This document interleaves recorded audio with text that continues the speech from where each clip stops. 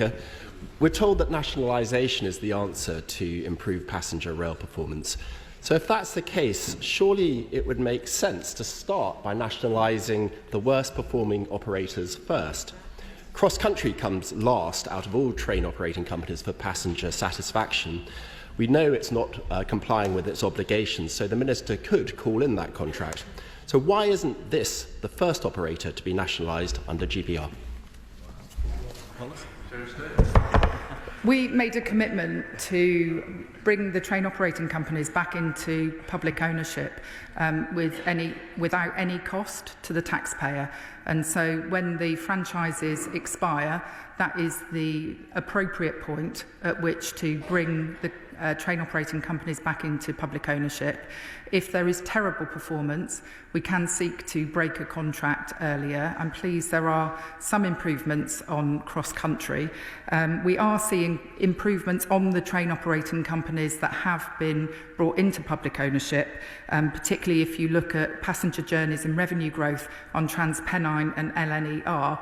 There's a really positive story to tell there. Well, I thank the Secretary of State for that answer. She does duck the point that she could, if she had the political will, bring Cross Country into in-house now. But it's not the first operator to come under GBR, or even close to it.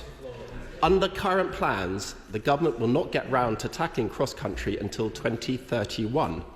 In the meantime, highly effective private operators like C2C and Greater Anglia, with some of the highest levels of customer satisfaction, are going to be subjected to dislocating nationalisation this year, Mr. Speaker. Why is the government forcing nationalisation in areas where current services are liked and sitting on their hands where people are crying out for improvements? I'm not sure he listened to the answer to the previous question, to be honest, when I gave him a very clear answer about how we are bringing the train operating companies into public ownership in a way that offers really good value for money for the British taxpayer.